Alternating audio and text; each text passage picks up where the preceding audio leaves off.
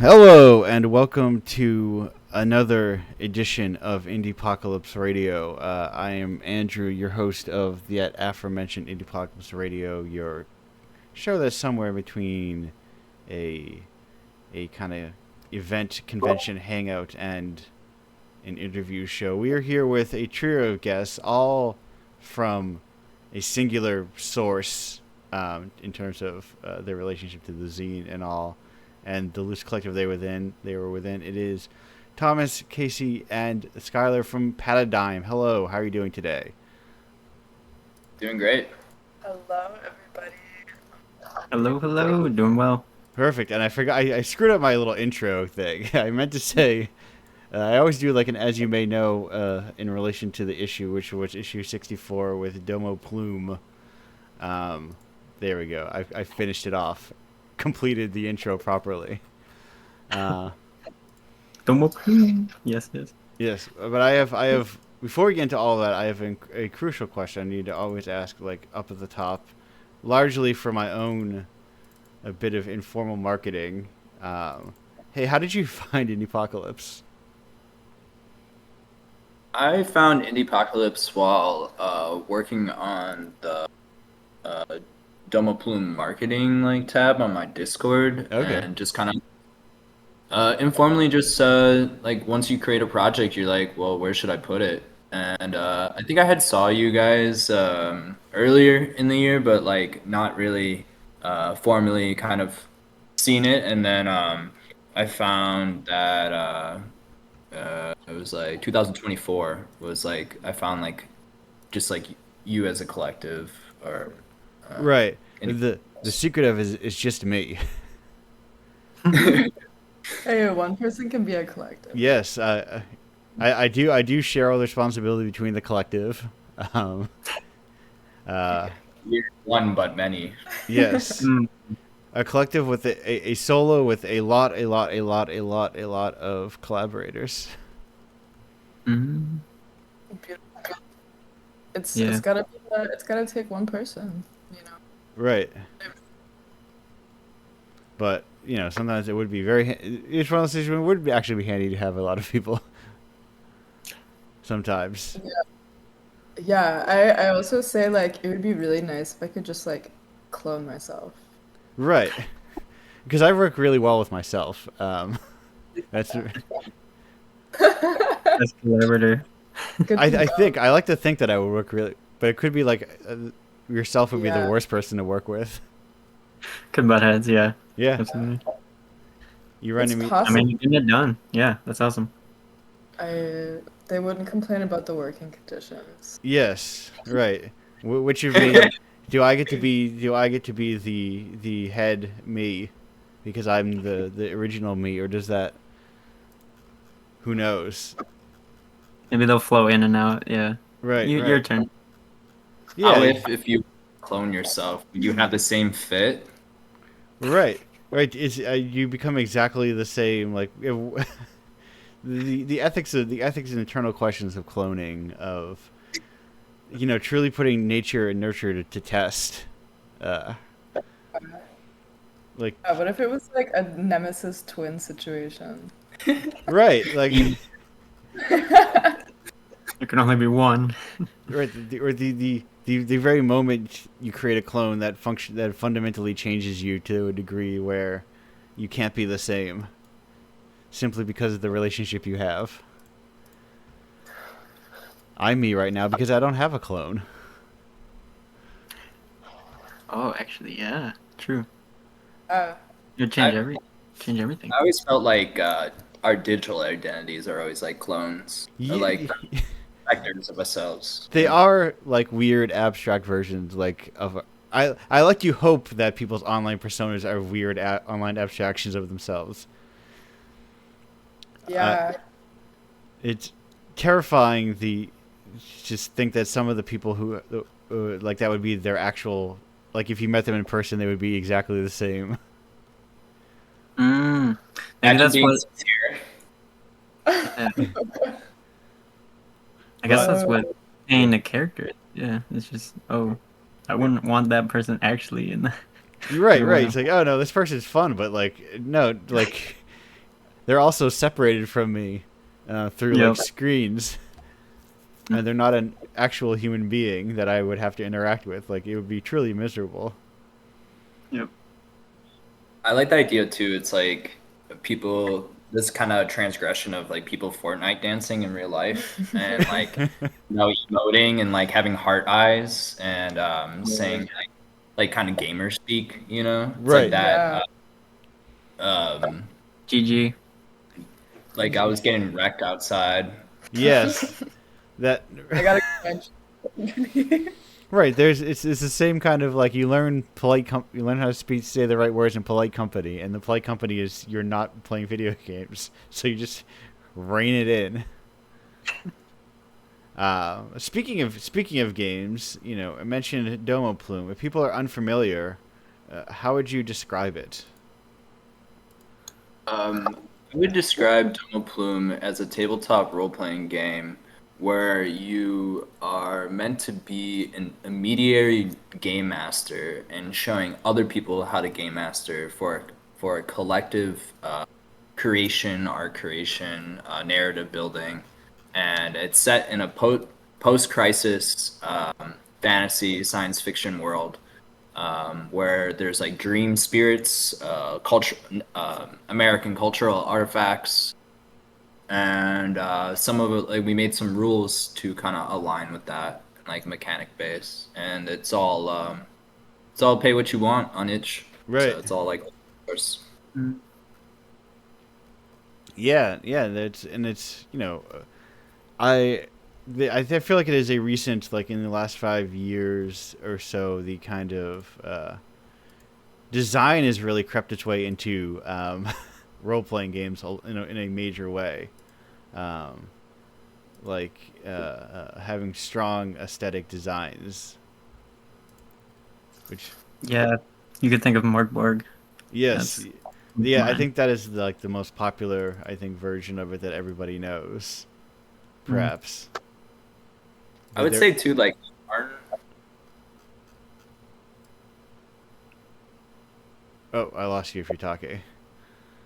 Oh, the role playing game Karn, Crain. Yeah. They also have like interesting design style too, and Shadow Dark as well.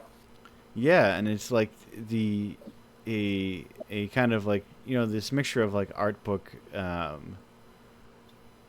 game design sort of thing, and there's really no particular reason why why it would need to be very simple text on, because it's like it's just world building in and of itself, like how you like both world building and kind of like vibe building, if that makes sense. Like I feel like you can sometimes get the sense of how a game plays by like how it's laid out and like the art design of the book itself. Yeah, I think design is one of those things that, like, when it's done well, it should be invisible in the Right. way that you feel it before you notice anything particular going on. And I think Domo Plume, all of the graphic assets, all of the world building, all of the, pre-gen characters and gaming assets that primarily Thomas, but also Skylar and I have had a hand in designing. They all have this. It feels a lot to me like early 1970s, like sci-fi fanzines. Yes. Yeah. When No. we have a decent collection of those here at our public library, which is really cool and like absolutely lovely to be able to see up close. Um, yeah, Yeah. yeah. Those kind of. I wonder, like, if I wasn't keeping track of they feel also like the precursor of like the modern, collective fanzines and everything, to like loosely of. I mean, they still exist to some degree, but they're definitely like way less prevalent than they used to be. I think, in part because people just kind of publish everything themselves. Uh, but I wouldn't be Yeah. surprised if they like circle back around to some degree, because since it's a thing, if everyone can publish them themselves, then it's like, well, how do I get my fate away from like everyone? It's like, well, what if there was you know, a magazine that had my writing in it? Yeah, I know there's a couple like stuff like hopping around in like Yeah. the design fields and stuff like that. But yeah, I guess I'm kind of I guess I've always kind of wrestled with that about like kind of your what does it mean to be like post internet or like Right. um like some of my early research in school was like looking into like post-humanism and like the effects of the internet on like humanities and stuff like that, and just kind of that idea of like if we were able to like take away like screens and phones, like what would be fundamentally different now. It's like, damn, maybe we would be actually more isolated.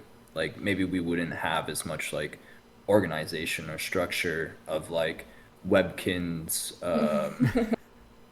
Yeah. collective and all like the pages of all your cool like Webkins uh the costumes and stuff.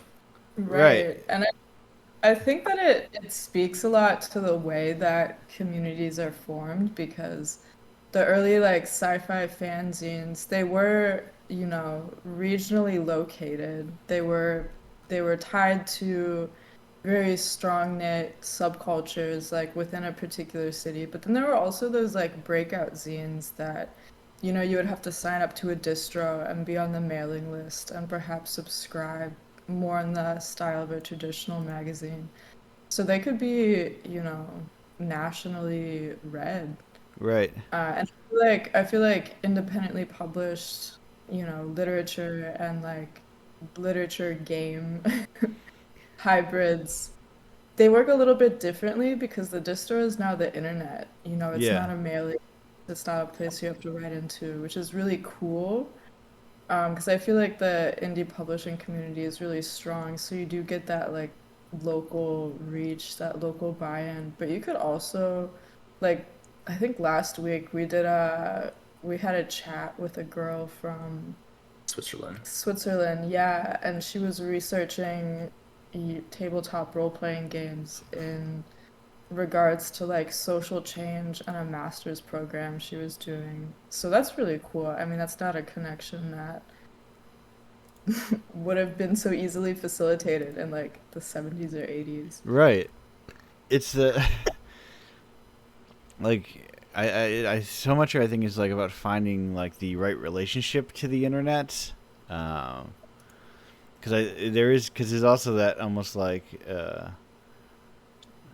phenomena seems to put too much emphasis on it, but like, you know, the uh, that kind of like feeling of, you know, people who are, you know, everyone's lonely together, that kind of weird isolation with access to everyone at the same time.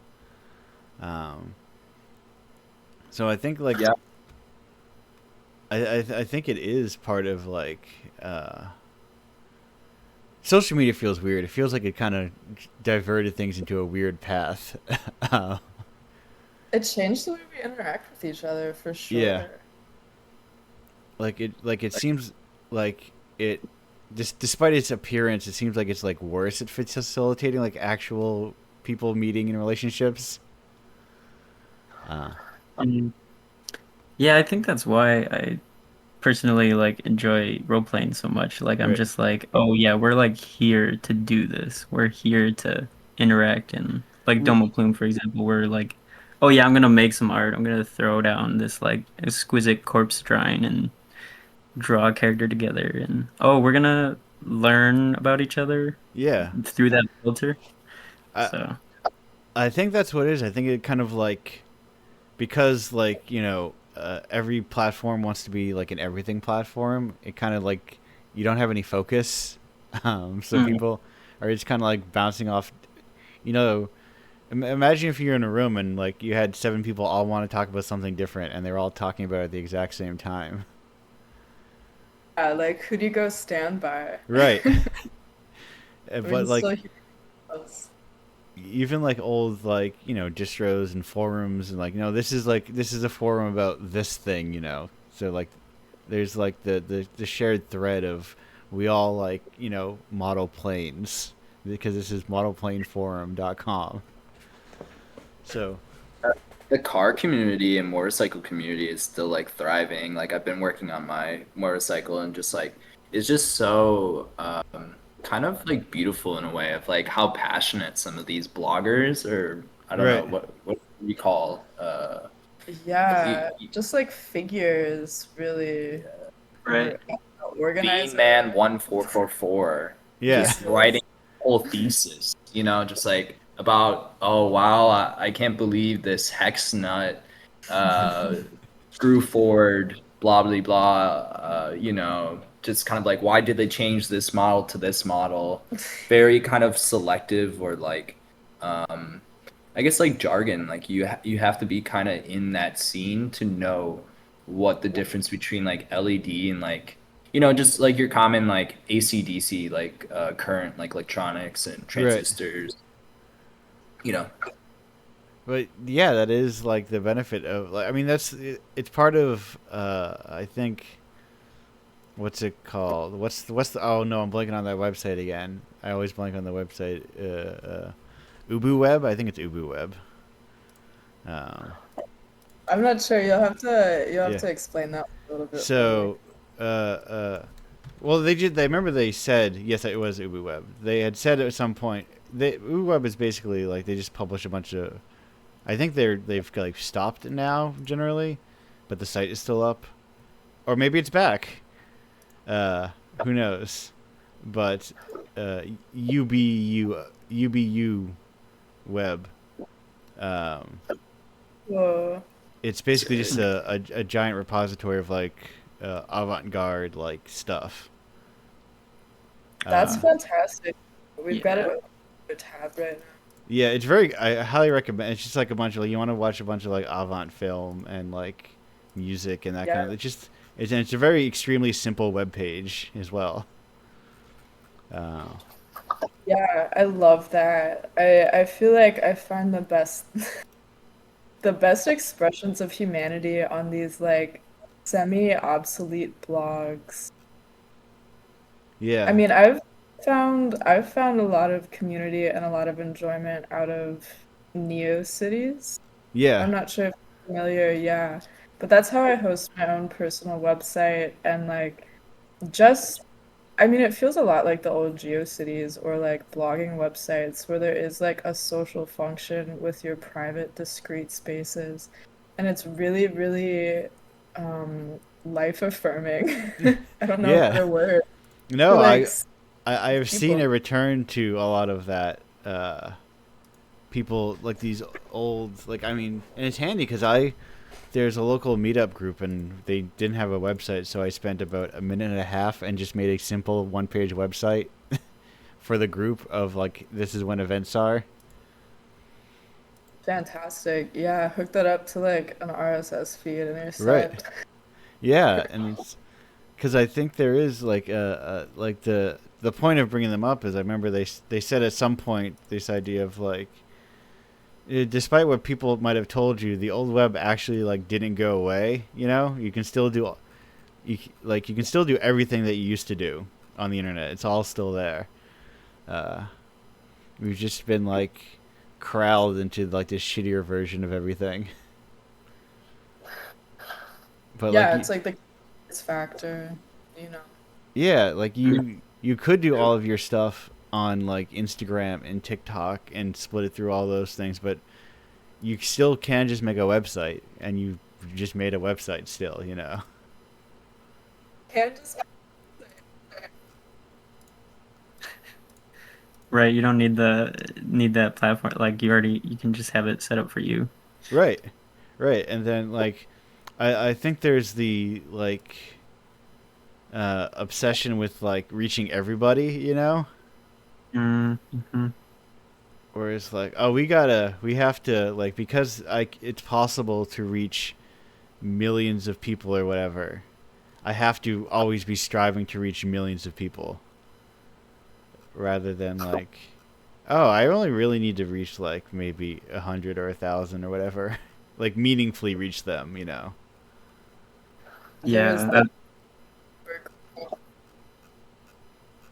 that's very some true. Because Yeah, because you can. Oh, Yeah. Casey, I think you're cutting out. Yeah. Okay, I'm here. Yep, maybe just speak up. You got it though. Yeah, I think it's one of those. It happens sometimes to people. It's the curse of sharing microphones Mm-hmm. and the effectiveness of noise gates, I think. Yeah. Well, I was just saying, like, there was that number a few years ago, like, circulating, like, you need like 1,000 followers and like 100 dedicated fans. That might not be the exact number, but Right. like, that was the idea, like, this small group of people to be like loyal supporters of your practice. And I mean, Tom was talking about that when we were discussing, like, okay, how to deploy Domo Plume out into the world. You know, I I don't think any of us necessarily wanted it to be like the next Dungeons and Dragons, Right. but if it can be something that is like loyally played or at least like in the minds, that affects who you are and affects how you interface in the world. Um, and I don't Yeah. know. I mean, personally, I see Domo Plume as kind of a vessel for like our ideas, like our particular viewpoint on the world. And a way to interact with that and interact with other people.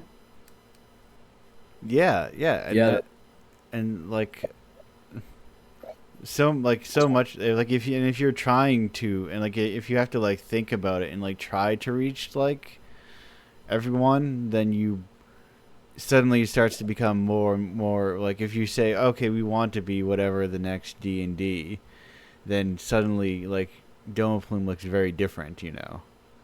Mm-hmm. You start to like shave off a lot of the edges of like yourself and go, oh well, let me make sure, you know, you focus test something to death, and you Yeah.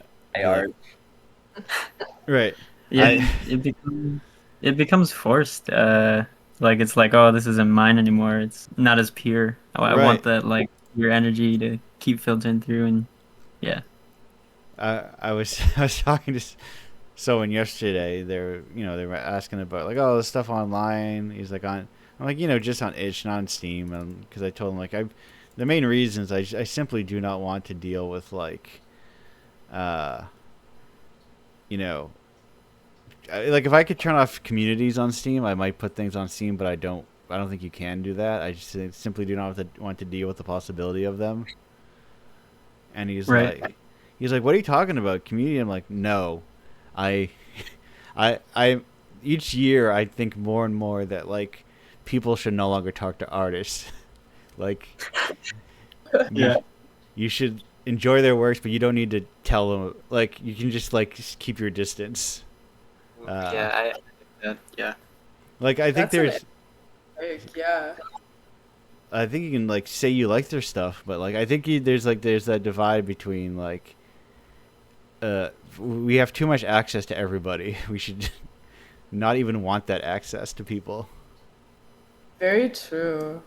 You know, Extremely true. I think too, it's like what's kind of bubbling up in my mind is that like on the internet you'll hear like, oh, we're under socialized, we don't have enough friends. It's like I think it's actually the contrary. It's like we're over socialized. Right. We have like too many acquaintances, and like talking back to like sociology, like they have like that idea of like you really only need like 250 people to be in a town. Like that's as much people you can actually know like in your brain. Right. Like we had like some kind of cyberpunk interface where we can expand our consciousness, kind of like Johnny Mnemonic, where he's downloading Yeah. data into the brain. Or if we live twice as long. Right. Or we all promised to always look the exact same way and have an extremely distinct look. But yeah, it is like I this project has put me in the broad awareness of like 600 people, and that's a lot of people. And Mm-hmm. So and I many don't people in your right. Right. I certainly like. Can I keep track of all of them? Probably like on like an abstract, like fact-based way. but not necessarily Yeah. like people. Yeah, I don't know if I can even imagine like 600 people in front of me. Right, right. That's a lot of people. Yeah. You guys have never been to a Walmart checkout line. No, I was thinking like I was trying to think of venues and like how I was trying to Yeah. place like how many seats are in different venues, and go, well, if this was full, is that 600? Or then I would be like, oh, that's 200. I'm like, what? Right. So it's like this thing is full, and there would be 3 times as many people, and I have to like walk down a line and be able to be like, yes, you are you. I know all of you. Oh, I, wow, I yeah. I know facts about you. I can remember uh, different detail. It is like, you know, a lot, and especially I think you right. There's that people sometimes have that mentality of like if I'm not always online, everyone will forget about me if I'm not like constantly posting something. Uh, and I think Yeah. that part of that probably comes from people's like feeling that they need to know everybody. Yeah. The like also like need to be seen, fear of Right. missing out.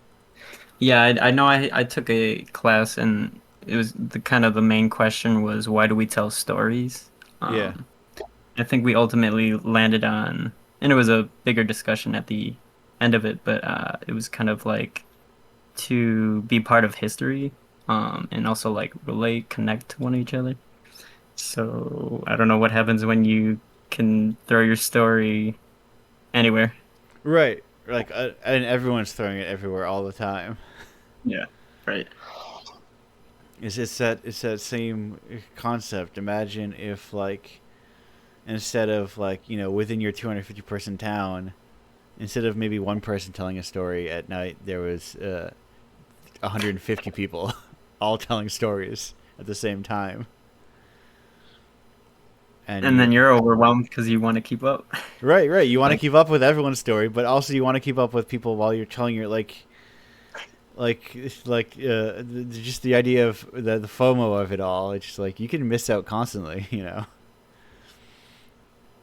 People 200 years ago have missed out on everything we have now, and I think they were probably fine in their own way. Yeah. yeah, even maybe 200, 300 years ago, we were almost starving for information. Like, I don't know how to help you with this uh, medicine, Right. starvation, maybe in some areas, but maybe more 500.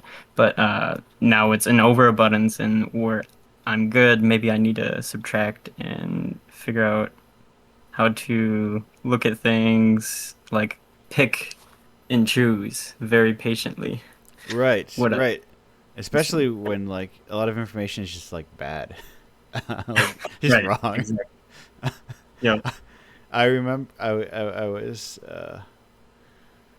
trying to do something at work, um, and so they were like they're getting a lot of people are getting very excited about like, oh, dude, ChatGPT just knows everything. Uh, so I had to try to identify it. I'm like, sure, let me I'll have it try to identify this thing, and it's like, here, it's this thing. I go, okay, can you give me a link to this thing? And it's like, actually, I lied. And it's like, what? At least it's where. It's like I just thought it was that thing. I couldn't actually, but it said it like very definitively. Like it is this part, like kind of like that motorcycle guy. Like imagine if that motorcycle guy was like, yeah, 100% is this hex nut, and you're like, okay, can you like give me a link to where to buy the hex nut? And he's like, actually, I just thought it was that hex nut.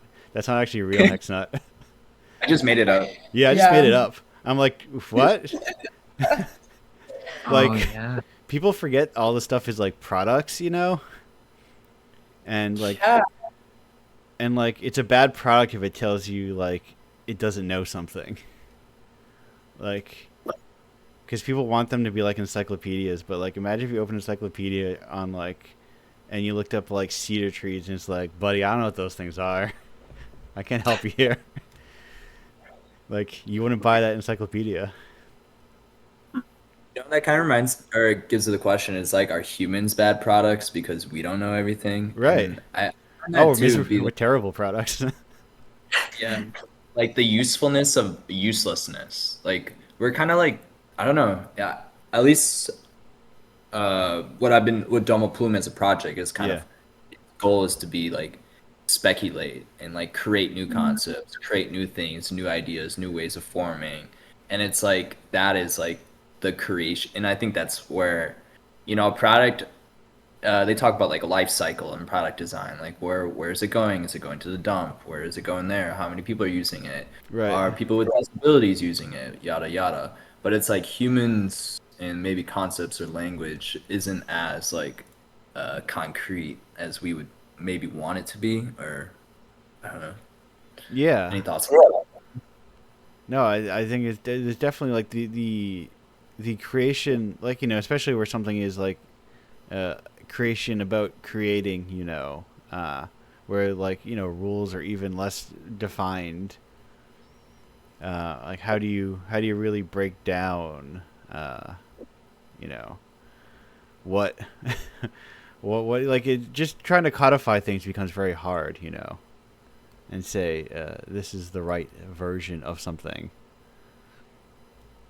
So it is like, the taking a more like interpretive approach, of like, or especially an approach that encourages like interpretation, can be Yeah. a more practical way, or just like, I think the strength in saying you don't know something, you know. Hmm. That's what was on my mind. Is like I don't need all the answers. Right.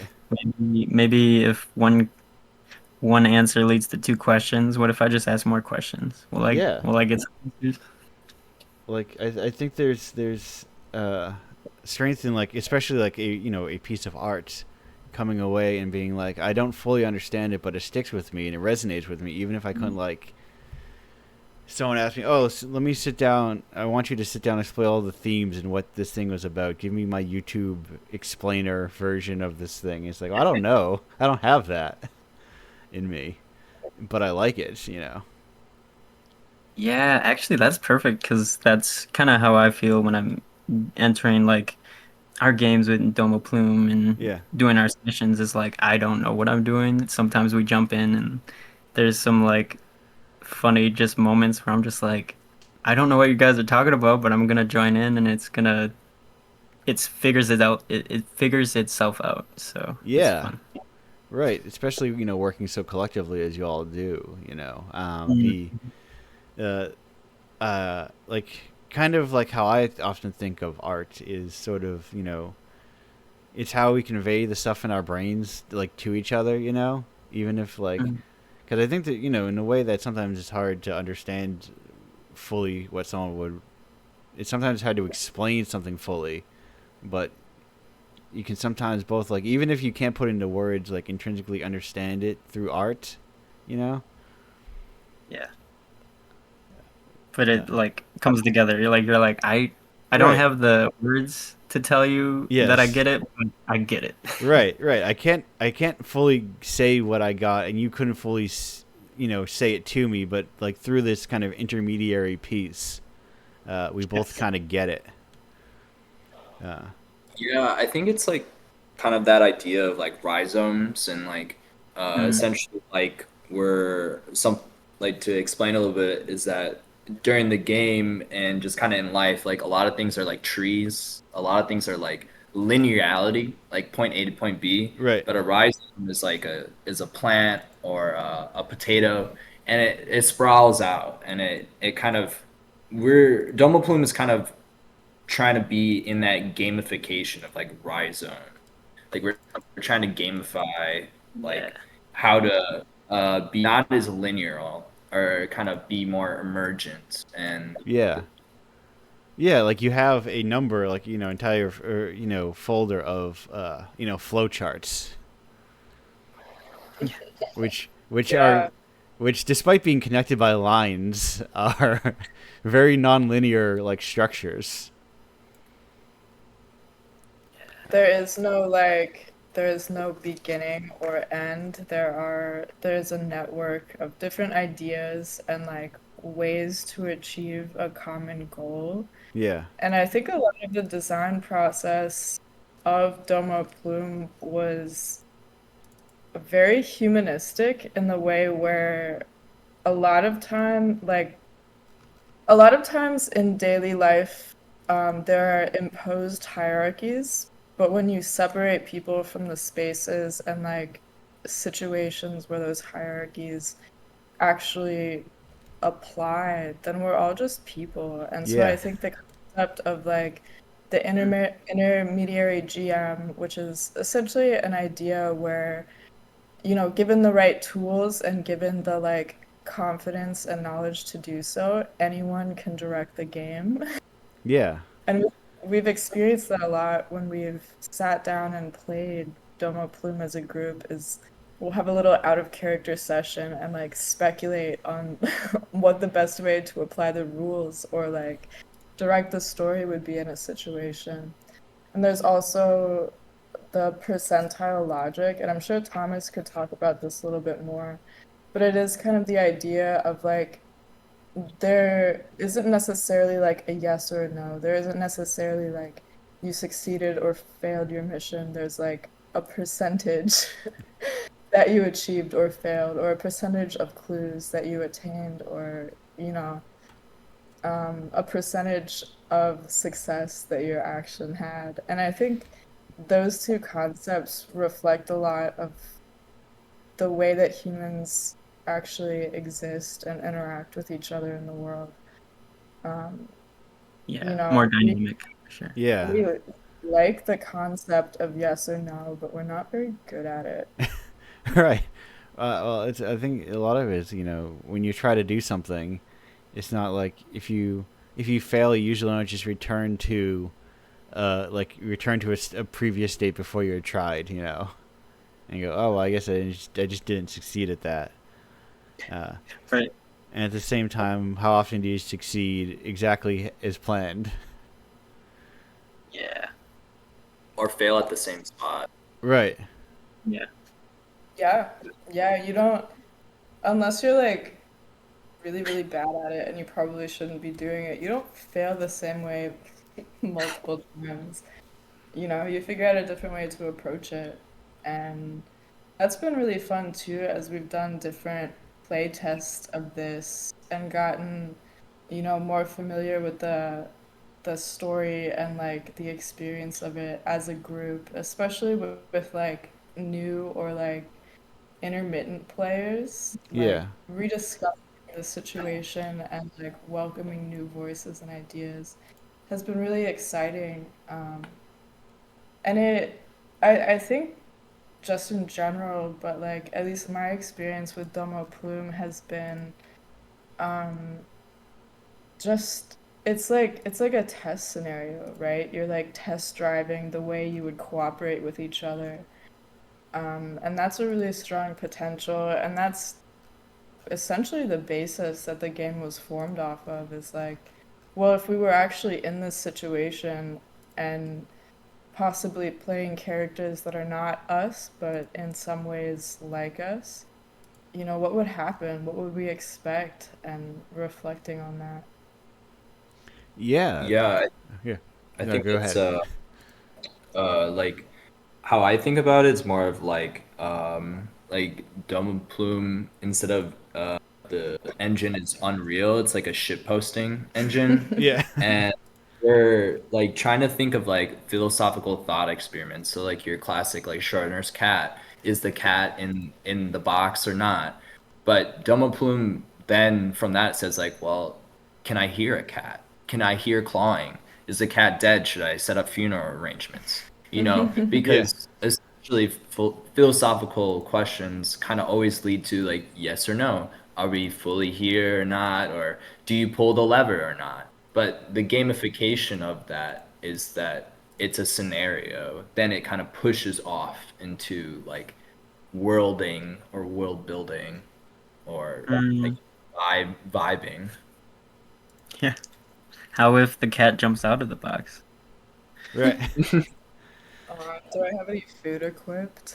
Right, right. The now have you now? What is the experience like? Have you playing with people? Because you know the within the world of more like experimental, there is a, I should say rather a world of more experimental.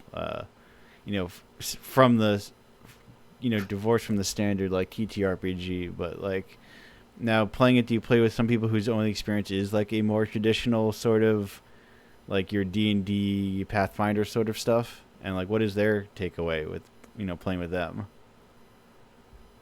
Yeah, I think Skylar can say more about this because through his dad and conversation with his dad and him, we kind of created the basis for the rules.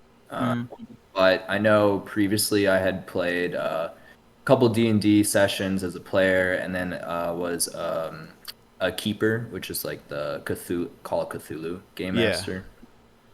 So, but I think Skylar would be able to relate to this more. Yeah, so I grew up playing D&D a lot because my dad was a DM. So I think just kind of is weird because you're like designing the game, but then also playing and being like, oh, these are some cool features Right. that I wish we're doing that right now.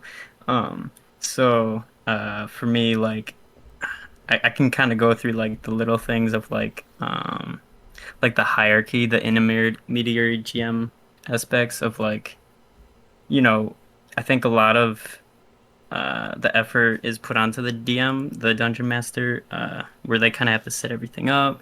They have to do the whole entire campaign, but then when everyone can kind of improv and flow together, I think there's a lot more like peace and ease, and anyone can jump in and jump out when they want. So I really love that like aspect. Let's see what else like D&D. Just Talk about having like what was it? talk about the spirit mechanics. Oh yeah, I love the spear mechanic. Yeah, so like for example, if like your player most role playing games, if you die, you kind of have to sit out. Right. So I appreciate what we came up with the spear mechanics is it gives you new stats. So you're actually like still there. You could be on the other side. You can play with a little bit of telekinesis. Just like you're still present, you can communicate, and you're still playing. Where like other games, you have to sit out, and it kind of feels bad because you're like out of the session. You have to Right. make a new character. Uh, but yeah, I really love that. Spirit. I think those are like big ones for me. And even like we brought in like a chart of morph. So if you rolled like a one or two, you can have this meta game experience that I haven't had an opportunity to try in other games. But let's say you pass the your character sheet to the left of everyone, or maybe it's a meta game and your character knows you're being role played. Um, Right. so yeah, Yeah. just experiences like that. Yeah, because it is so like there is so much space for just like games to be kind of you know inherently cooperative. Yeah, much more immersive. Right. Like for I'm sure some tables do things in different ways. I we were not unfamiliar to jumping in as like an NPC. Just like Mm. well, as a player, I'm gonna play this guy for fun, this weird guy or whatever. That because Yeah. and that shares some like DNA with like the idea of the intermittent Yeah. GM, where it's like they are ceding control to somebody else for a moment. Uh, Yep. Yeah, we That's true. also. Oh, sorry. Go. Yeah, go, Tom. We also experienced too of like playing non-human characters. right. So AC Mm. created Future Ash, which is like uh, due to the lore is like a cryogenic failed experiment that is trying to find out what it's like to be Yeah. human-ish and kind of doesn't actually even have the concept of language like when it's first born and like what does that mean to role play a non-human being? Uh, Mm. we have like other One's like a time travel LARPer as a pre-gen. We have a cat with a paintbrush tail. Yeah. Who's like kind of sentient. Yeah. Mhm. Oh, and then we also have like a Cthulian thousand-year-old hat that possesses John Smith, and he like enacts it John Smith like walking through the world, but it's truly the hat that's the real control, and Right. it like has patches and weaves throughout centuries, and was found in the thrift shop.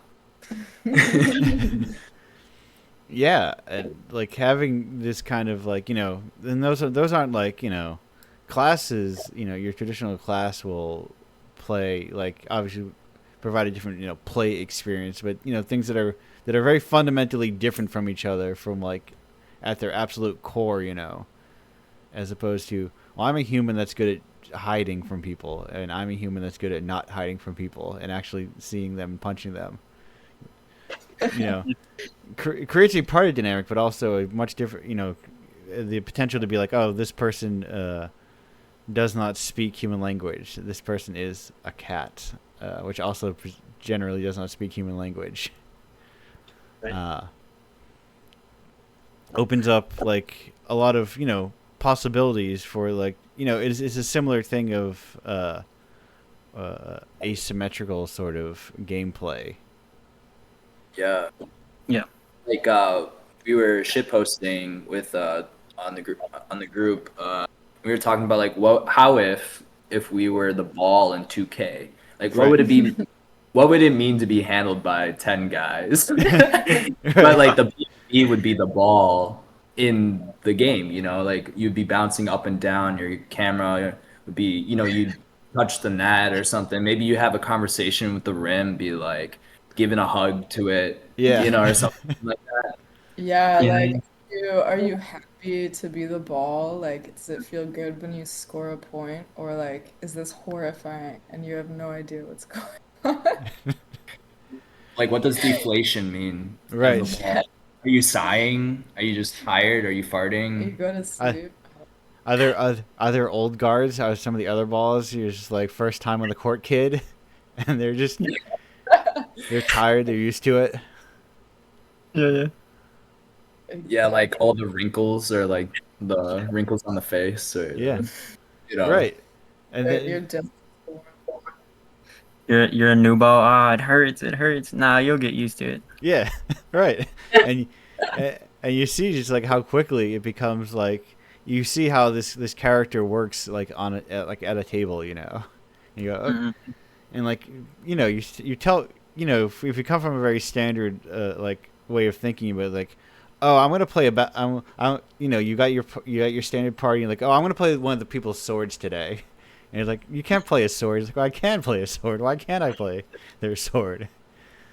And then you realize, oh, it is all just make believe. You can just do that, and Yeah. find what makes it something that works for you. Yeah, exactly. And that is like kind of the fundamental process, and I guess to explain our kind of thing we've been saying of like Yeah. how if is that like it's not even grammatically like okay, you should say like what if, but how if institutes that process. Well, how if I were to make I had $3,000 and made like a cool slide. Like, would it be purple? Like, how if, it kind of translate that and essentially like it's really common in spheres that we circle is this quote. It's like, um, it's easier to imagine the end of the world than end of capitalism. But it's Right. like for me, it's like we haven't even like imagined. Like we don't even know how to imagine anymore. So that's what Domo Plume is kind of meant as like a serious game, but like more, it's just like fun, but it's Yeah. also like it helps people imagine, and that's like Right. something that's crucial for I don't know, for my artistic practice, for how I exist in the world. Yeah. yeah. Because sorry. Go ahead.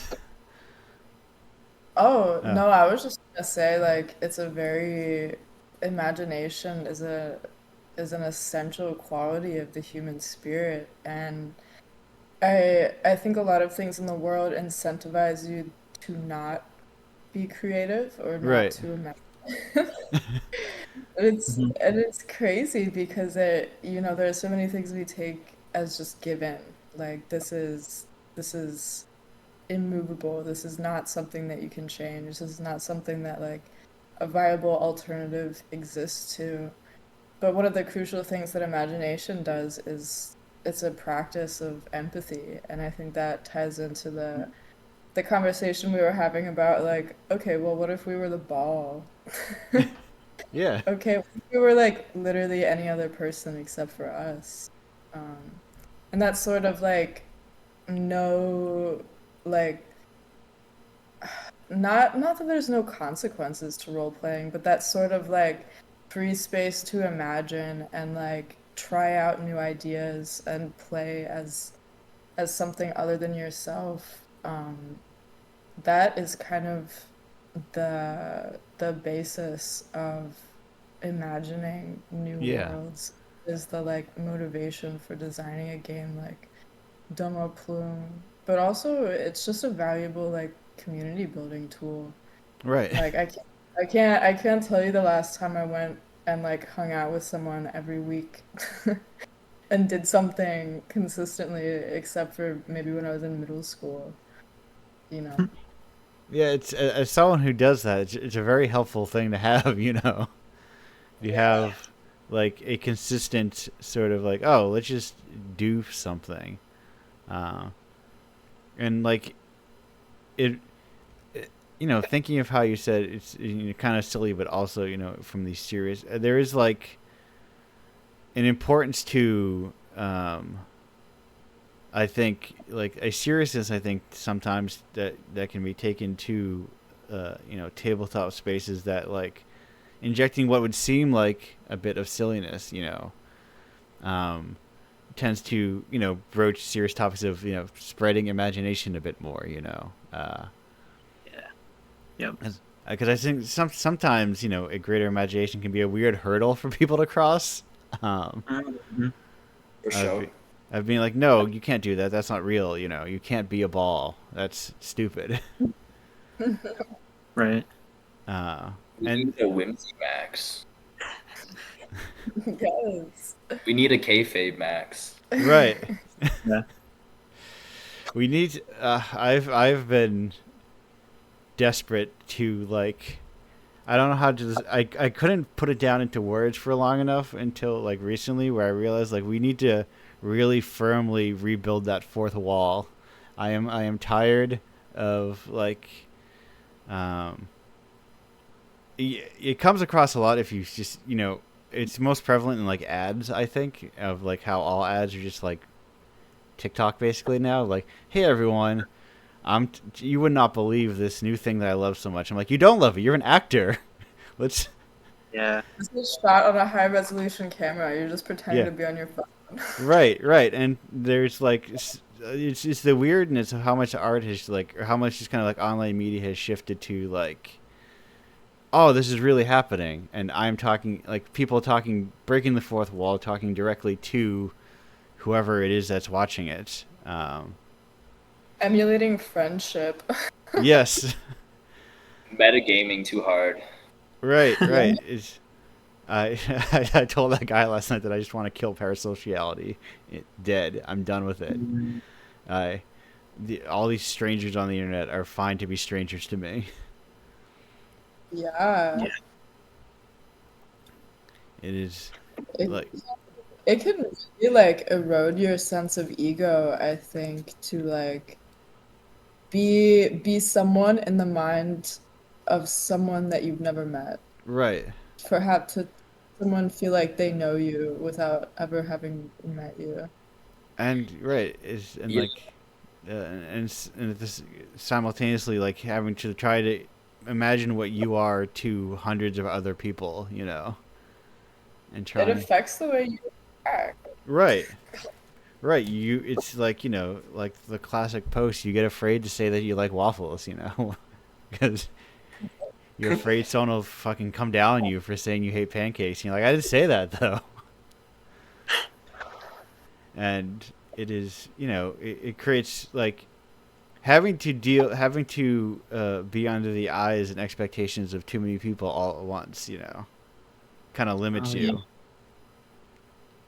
Yeah, I feel like too, like some of the stuff that we've been talking about is like with the ball example, but it's like it's kind of okay to lose that ego in times, and Yeah. like some of the ideas that we were kind of that I just found from editing our little audio guide is that like we've been doing kind of like multi-subject role play entities, where essentially like we would be playing, and then I'd say my character does this, but then KC would say no, it also does this, and then Skylar would say, well, emotes like this, and it's like I have to relinquish like control over like my character or Right. whatever and accept like other entities that are not going to control its mood or it's essentially like we were talking about like we're trying to make like micro mass psychosis in our games Yeah. and like not mass psychosis as in like a broader like delusion, but just like in a central like controlled environment where like we're like consenting to play and no one's gonna be upset that uh, somebody doesn't believe in dinosaurs or whatnot. Yeah. The idea that even like in the same way the GM story is not necessarily their story. It's like your character is not at the table is also not strictly your character. Uh, it exists and is shaped by the other people there with you. And Yeah. you don't know what they would do necessarily because they're not a real person. they're somebody you made up, and sometimes weird the idea of someone knows the person you made up in your head. Maybe somebody else knows them better than you do sometimes. Mm. Yeah, you go, Casey. Oh no, I was just agreeing, Skylar. It's all you. Yeah. No, it's that flow. It's that like that's what I really love about it is that like opportunity to go in and out when you need to. Like you can sit back and observe and like things will kind of percolate and then you're like, "Oh, yes."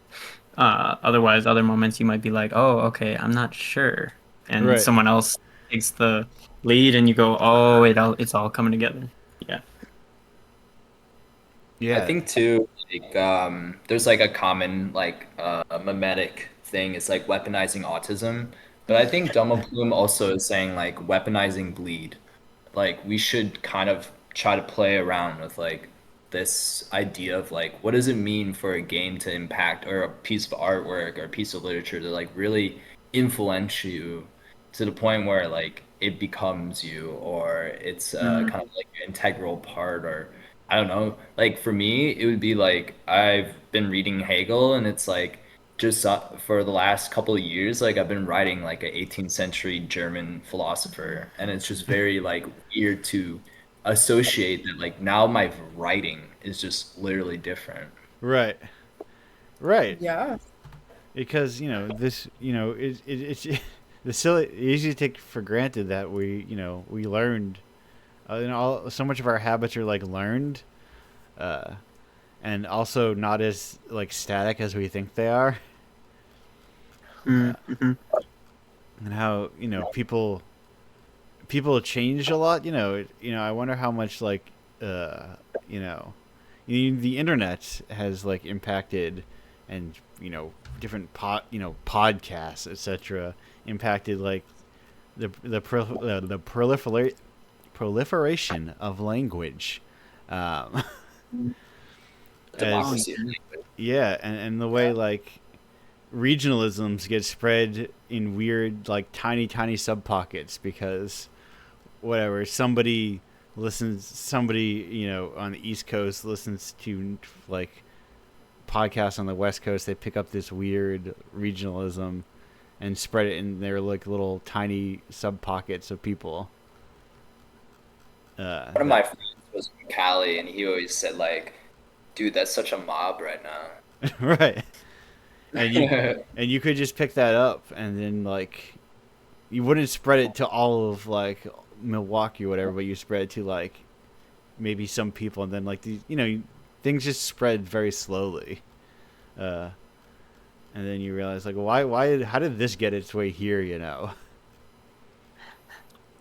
Yeah, I think too, like one of the ideas that I've been picking up too is like kind of your games. Like there's tons of like learning games out Yeah. there, just and also like TRPG, like therapy.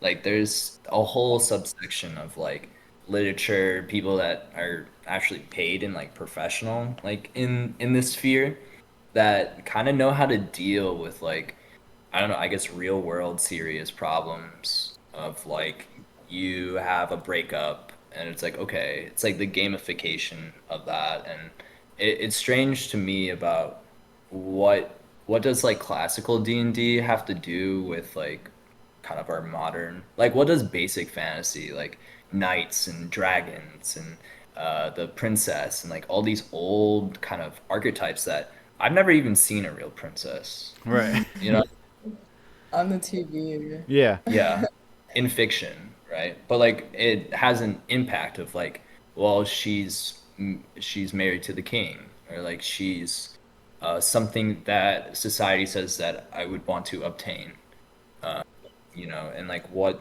does that mean? It's like kind of I don't know, the good life or like living out and Yeah, kind of like the that stuff. metaphorical relation to the average person's life.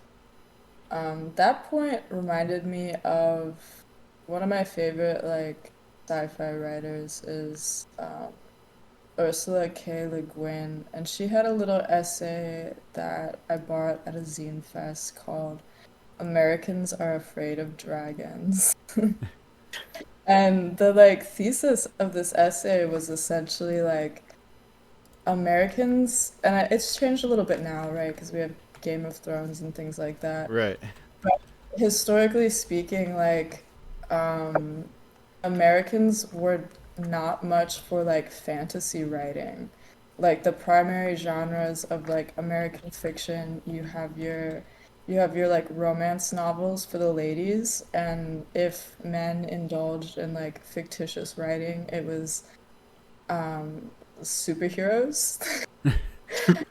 Which is just like an idea of like the Ubermensch, right? Or like the like, you know, the like hero, the heroic man.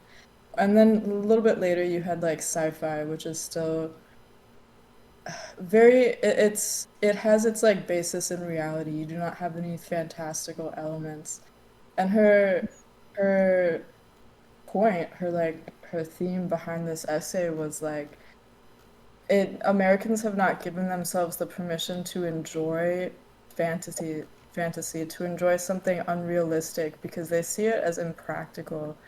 But like fairy tales, these like ideas of completely unrealistic stories, they're not for fun. They're not necessarily leisurely, although they can be. But they you can draw metaphors from them. You can draw metaphors of finding courage or overcoming the like great unknown or dealing with loss or dealing with your life changing because of a relationship. There's all of these meanings, hidden just below the surface in what can be fantastical. Um, and I think that in some ways relates to like the capitalist realism and the like inability to imagine a life that is not American for a lot of Americans. Right. Like And just sideways. yeah. Yeah, that Right. reminds me of Bulger Ord, where he's like, Disneyland is amazing. He's like critiquing like the fantasy aspect of Disneyland. Like you have everything here. Like you don't even need. It's like that at the casino. Like you don't have to have a clock. Like you don't have to have. I guess I don't know. Maybe that's the American fantasy is being at Las Vegas or Just Disneyland. in giant Disneyland, loud yeah. rooms, like separate from space and time, basically. Time portals. The Yeah. permission to be unrealistic. Oh, but now they've got Like, dragons in the casinos. I'm sure. I'm sure I can play my. But it works when it's effective once you can grind it up into the capitalist machine. There's Mm, we have Game of Thrones and Game of Thrones spin-offs and like yeah. things that can become marketable now.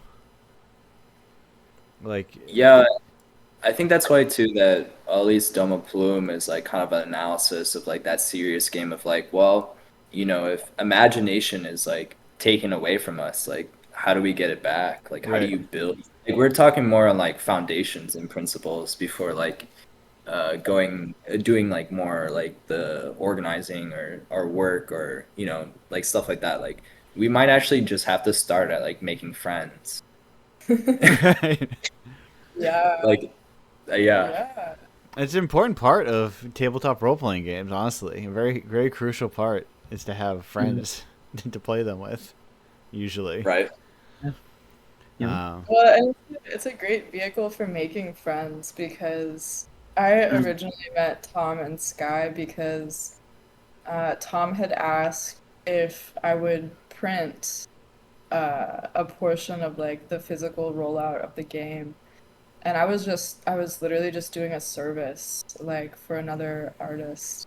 right. And he told me about the project, and I was like, well, this is cool. Can I play it?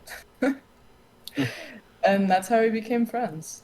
Yeah, yeah. There's like art. Very very. I mean that's why we're all here currently. uh, right. through the connected service of you. You sent me a thing that I published. And then I was Yeah. like, well, I want to get to know at least wanted to meet all the people in this 650 plus size town, uh, Yeah. increasingly. But that is, it has like a connective quality of we want to meet be like, oh, what is like that thing you're working on? I think that's the benefit of uh, not focusing purely through the sort of like hustle culture kind of I gotta be posting my stuff. Like that. I don't know how to describe this sort of like solo marketing kind of thing. Mm, Um, Or like as brand or like self yeah, yeah. it kind of puts you sometimes it can kind of put you like at a distance from like other artists, or that you're only like superficially aware of each other. Yeah. When it's like often it's like it is better to be like, oh yeah, I'm printing something for this person. Well, who is this person that what am I Yeah. printing? Yeah, who I am in relation to like other beings, like that might be like what makes us kind of human, or like what makes us instead of like less like monkey people, like we Yeah. have this kind of concern almost. Like we have a concern about like what are we doing? Like what is our Mm, purpose or meaning or goals? And I think in yeah. some ways too, it's like the weaponization of like our daily life from like imagination to just hanging out and having friends like is that kind of like solo content creator. Like it's a manifestation where like you're not a person anymore, you're a content creator. Like you're a machinic assemblage, like you're becoming machine. Like Mm, you don't have feelings, you just have content. And even the things that have contact that might have feelings, like underlying, you're getting ad revenue or AdSense, or you're getting I don't know, Yeah, that kind of idea of it's like thanks for the gifted subs. Right. Hey, shout out to Chad. Thanks, Chad, for hanging out today. Right, right. It's this kind of uh it's the weird job where like the input that is spent is you. Uh mm, like not your time, like cuz all jobs require your time, but right. it's like more than your time, like, you're Your you know soul. right. your essence. Well, How often how many channels are people like saying things because someone gave them $1 to say them. Yeah. Like the NPC LARP that Yeah. was going on. Well, wait, what I don't now? know. There's Twitch streamers doing like NPC talk about Okay. like bubbles, Yeah. pop. Well, the like basis of it was that like these people, these like internet people, I hesitate to call them like celebrities or influencers. Right, because Yeah, it's the weird thing of like, what does celebrity mean in like 2025? Uh, these like people would have these streams yeah, and they would essentially just like be in a flow state where they would read what the chat was saying. And so like the audience was literally controlling them for the duration of the stream, but it was like this contract, right? Like right.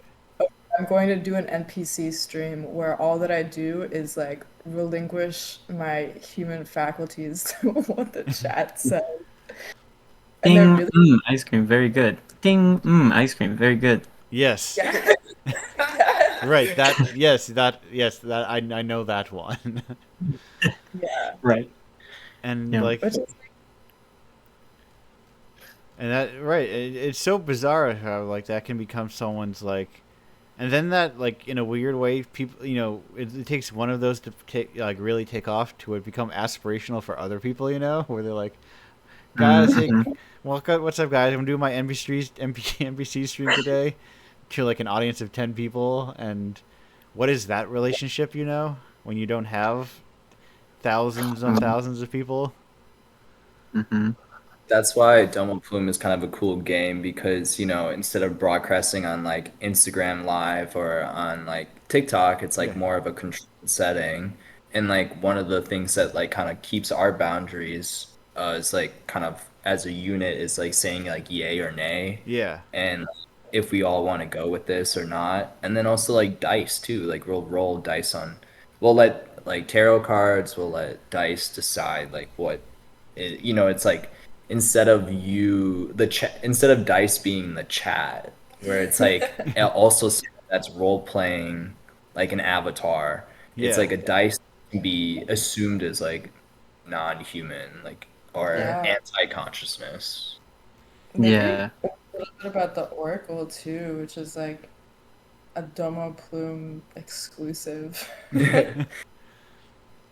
Yeah, it's like one of the handouts, and it's just like a foldable piece of paper, and there's all these icons on there created from like the Creative Commons. right, So, like you have like, a sword, you have a stop sign, you have an angel, you have like the world, and then onto the left side is like all these charts of all these dice. So like I kind of got into not inherently like numerology but just kind of like finding understanding of like groupings of two. So it's like yes or no, friend or foe, or groupings of four would be like east, west, south, north, or other more complex with like a D12, which would be like what's your astrological sign, or like what is the point of your body, like your hand, your feet, your stomach, and it's like these regional forms that like when you can roll on the icons of the dice, it gives you an icon, but then with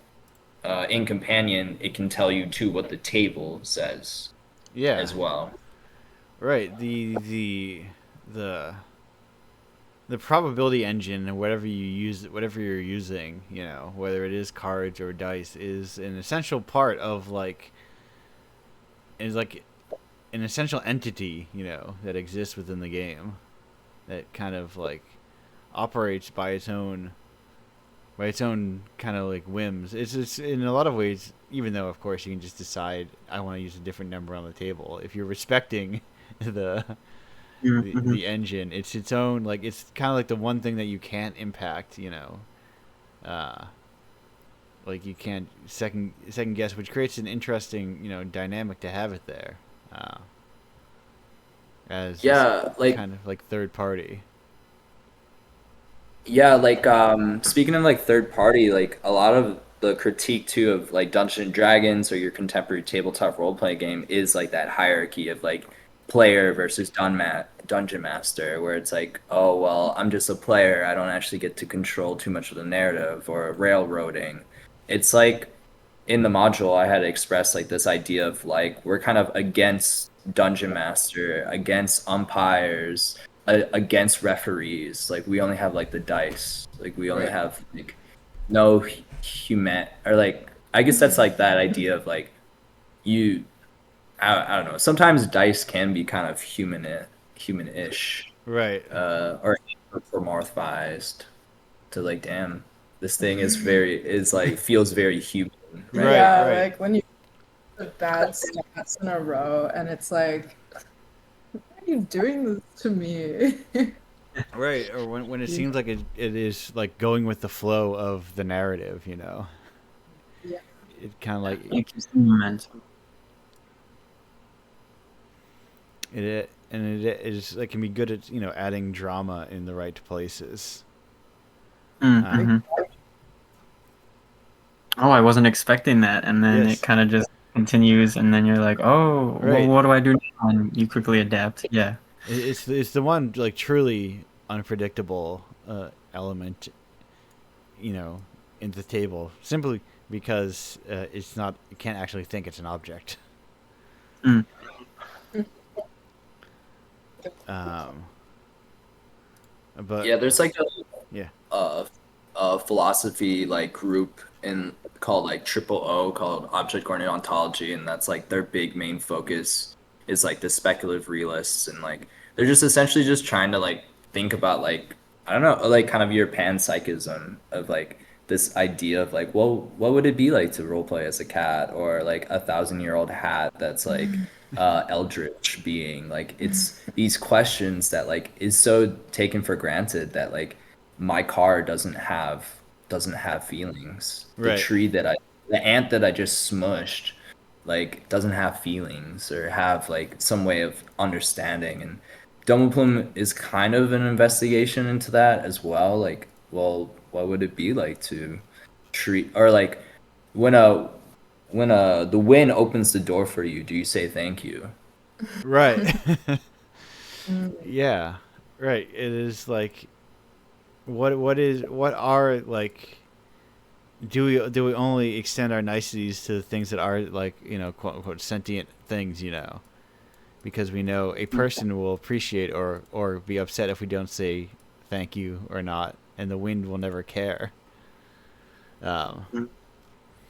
even though they can provide the same like service to us. Yeah, or like forces. Right. Like enact the same material, like physics. Yeah. Yeah. All these things that exist around us. Speaking of things that exist all around us, I've got a couple of the standard, I would say, Indiepocalypse questions, which is, and I call them standard because people, I ask them every show.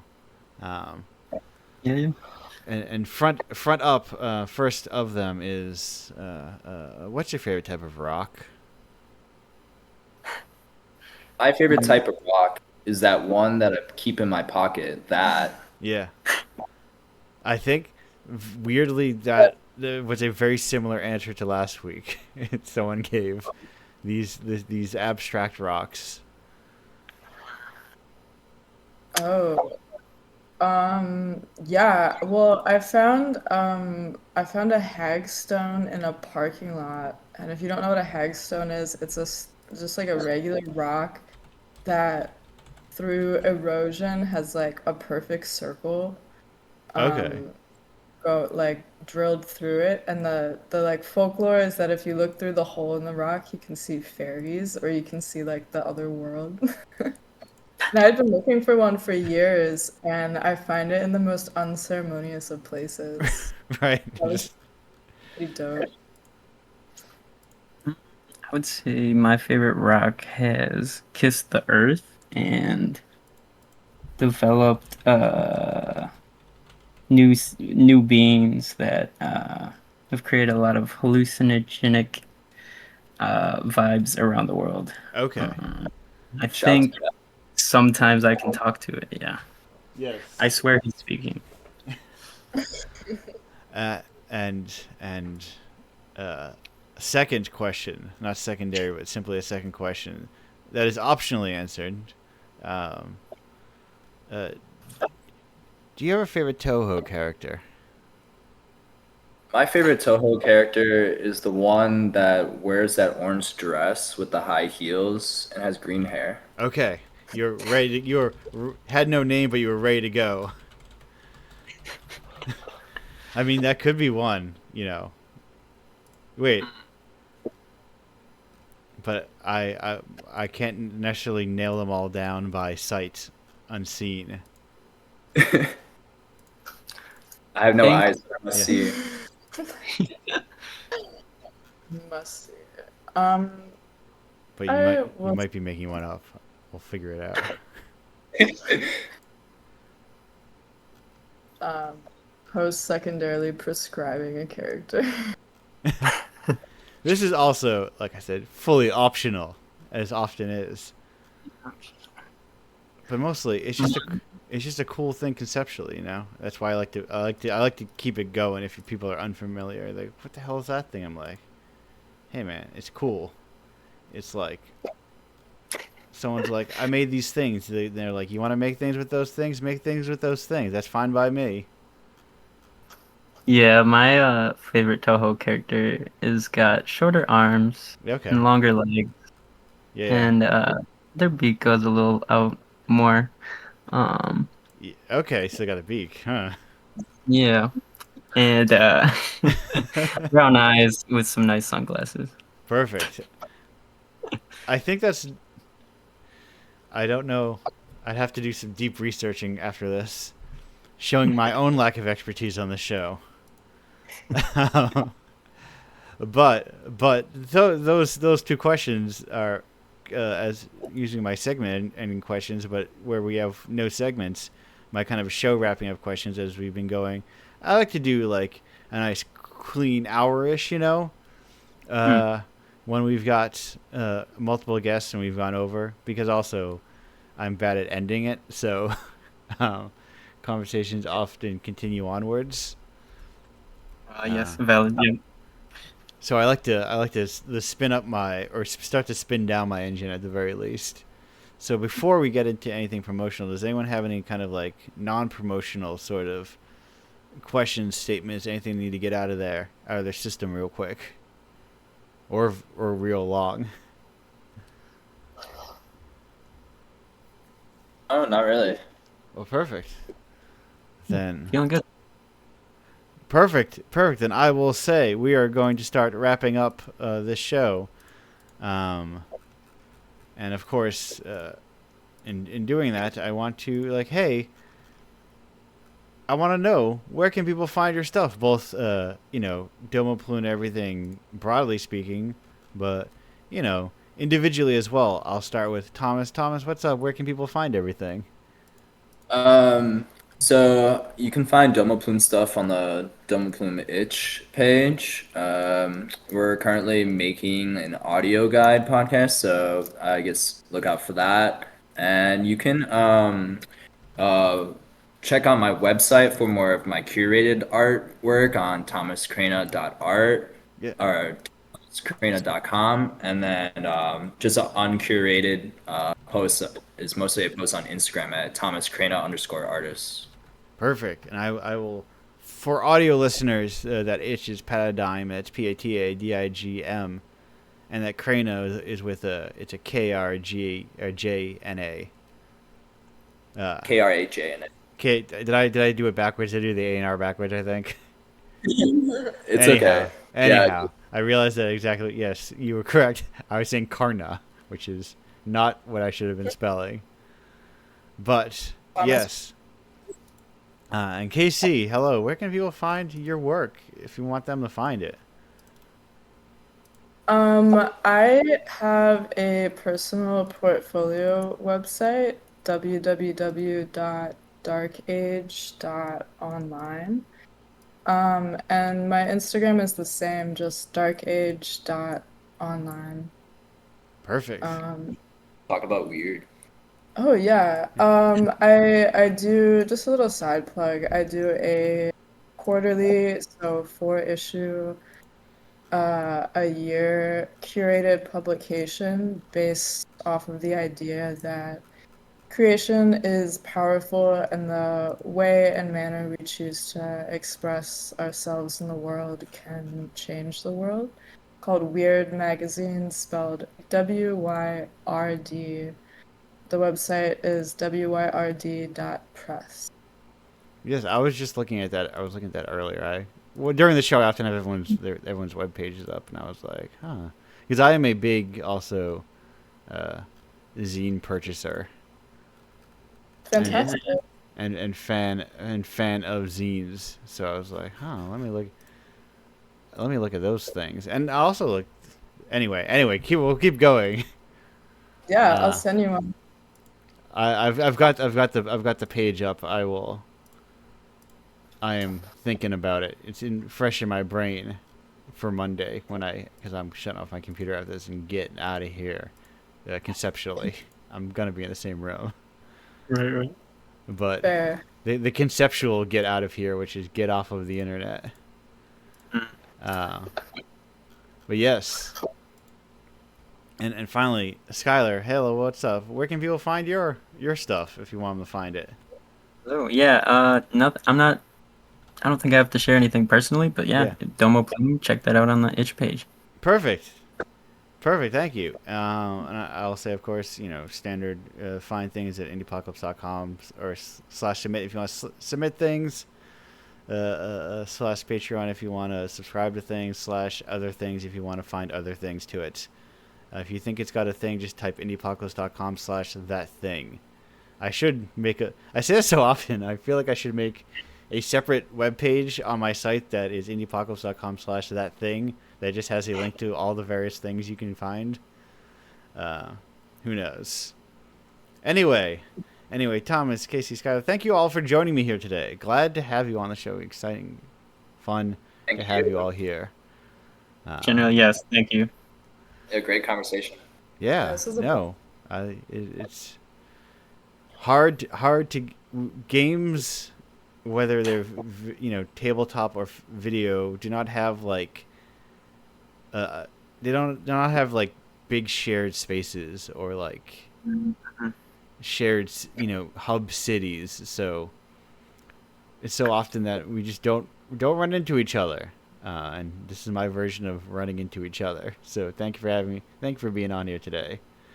Of course. And hey, I've been forgetting this occasionally, but I point at a camera that's not on. Thank you all for listening as well. People yeah, do. I asked my unspoken. Anyhow, we're gonna wrap this up. Goodbye, everyone. Bye. Domo